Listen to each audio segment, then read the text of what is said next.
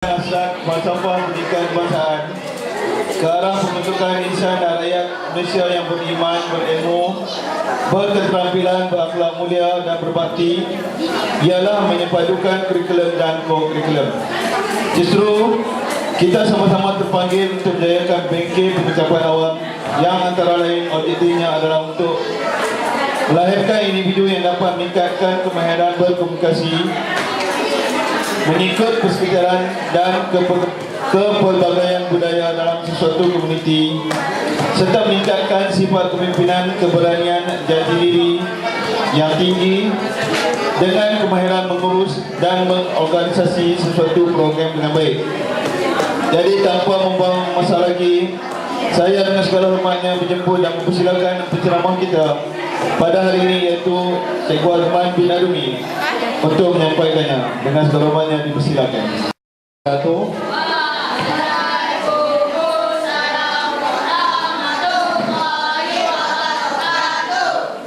Alhamdulillahirabbil alamin wassalatu wassalamu ala asyrafil anbiya wal mursalin wa ala alihi washabbihi ajma'in.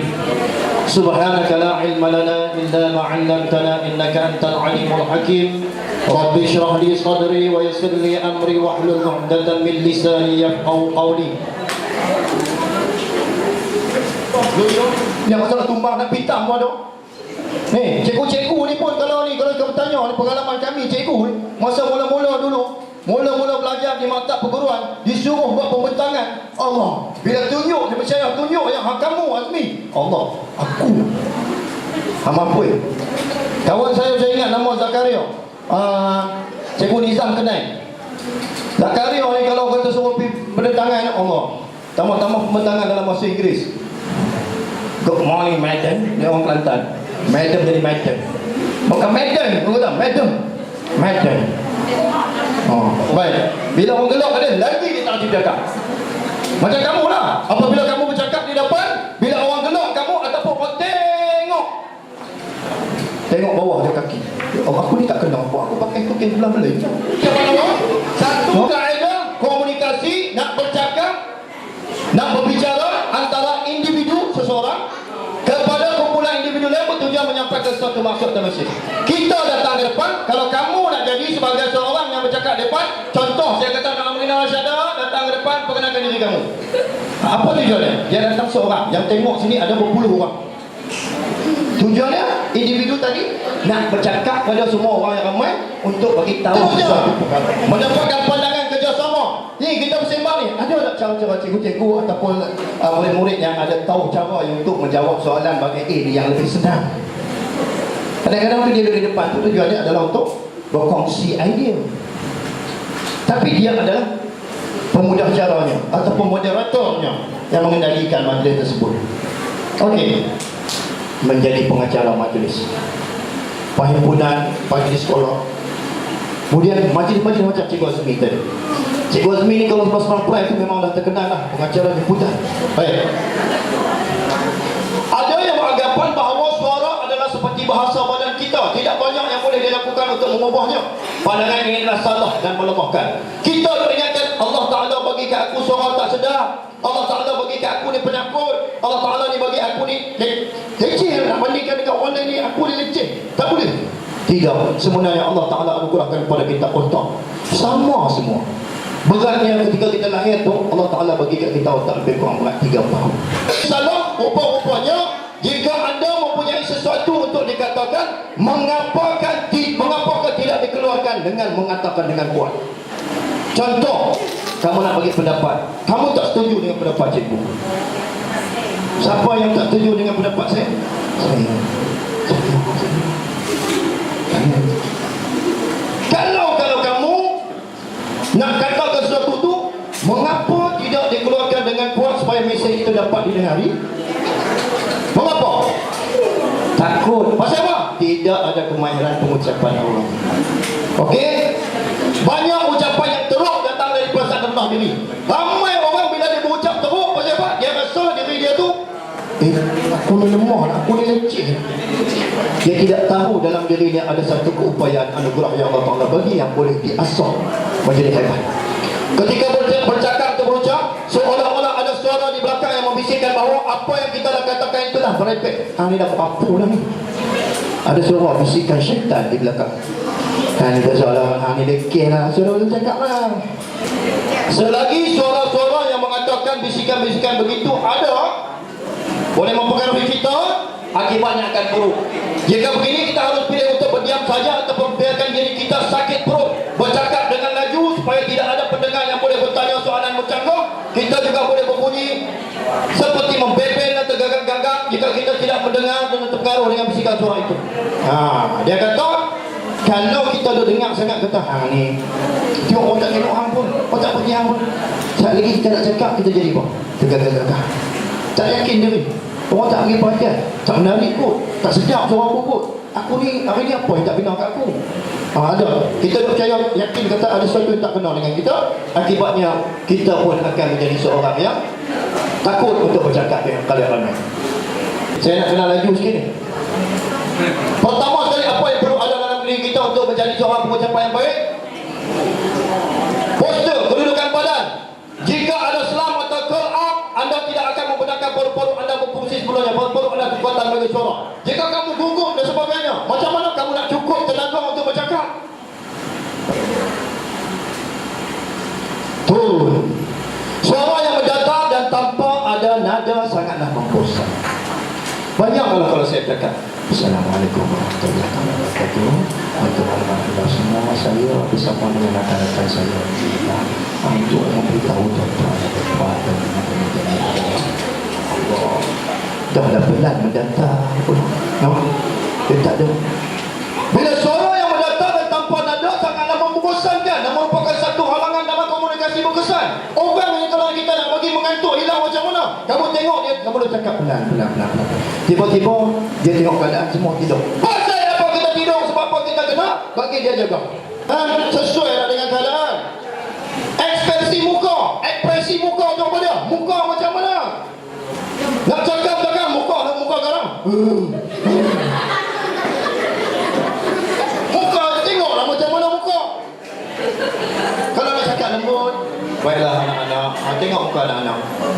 Tapi kalau waktu semangat, kita mesti mempertahankan kemerdekaan negara kita. Kerana kemerdekaan ini bukan sahaja diperoleh dengan sia-sia, bukan hanya diperoleh dengan tangan kosong, sebaliknya dengan perjuangan. Baik. Membaca sesuatu dengan kuat adalah satu latihan yang baik untuk melatih pitch dan suara nada. Duduk saja-saja, baca. Duduk di rumah dalam bilik, baca. Gunakan nada yang kuat. Macam mana? Nada dalam buku tu. Kadang-kadang kita baca cerpen. Kita baca seorang. Seorang baca. Guna nada yang intonasi yang betul. Lakukan gerak di samping itu, duduk dalam sebuah bilik sunyi dan baca para petikan dari buku dengan kuat. Baca kuat-kuat. Pada suatu hari, pada suatu hari, Minah berjalan dengan Joyo. Tiba-tiba Sami'un datang. Kuat dia baca kuat. Mak dia tu masuk dengan baca kuat tu, Minah, Joyo semua dah. Apabila kita rasa gemetar, urat-urat muka kita turut tegang dan rahang serta bibir akan membuatkan suara kita lebih tanpa nada dan hambar. Kalau kita takut ketika kita bercakap di halayak ramai, kita berucap jadi pengacara majlis dan sebagainya, kita takut muka kita, urat-urat dalam muka kita akan jadi tegang. Kemudian bibir kita juga dan rahang ni dia akan jadi macam dengan kuat. Assalamualaikum dan salam perpaduan. Saya ucapkan kepada Tuan Peneraja Majlis, Barisan Panah Juri Nan Bijak Bestari, penjaga masa yang setia dengan detik waktunya. Seterusnya, sidang hadiri yang ceria di hati, pencetus revolusi minda dekat di hati. Bismillahirrahmanirrahim. Andai patah sayap Raja Wali, bertongkat jua saya kemari. Bukan ingin bermimpi, tapi hendak membawa anda menyenangi maksud pidato yang akan saya sampaikan ialah budi bahasa amalan mulia. Assalamualaikum warahmatullahi wabarakatuh.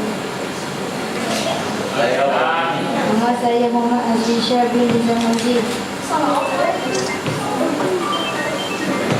Nama saya 11 tahun. Saya tinggal di Bari Maklah.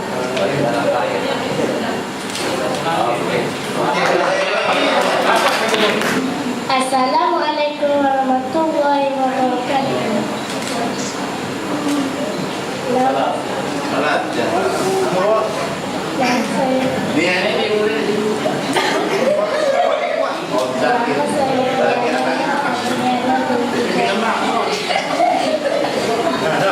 Yang cukup hebat.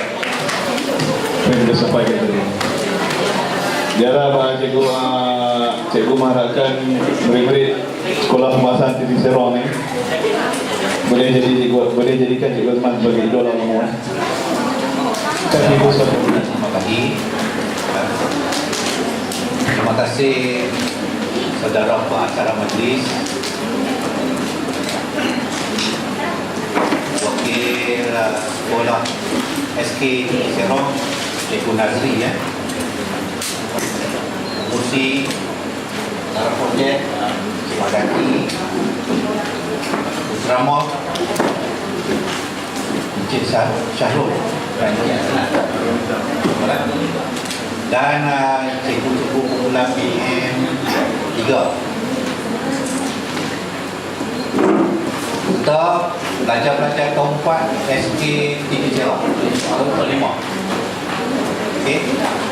Pertama sekali sama-sama lah boleh kamu mohon peralatan dari mata, kertas ke, sijil ke, kual ke, pen ke, boleh jumpa saya tak apa, saya boleh tolong cikgu. Kalau tak pernah jumpa Cik Rahmat tu dia kadang-kadang boleh jumpa saya kalau cikgu nak buat program seterusnya. Okey, terutama sekali sijil lah kita bagi kat adik-adik kita ni. Sebab masa depan ni pun mungkin CJ tu boleh apa memberi motivasi dan peluang masa depan kita. Jadi sekali lagi saya ucapkan tahniah, syabas, kena berjaya menganjurkan progres. Assalamualaikum warahmatullahi wabarakatuh.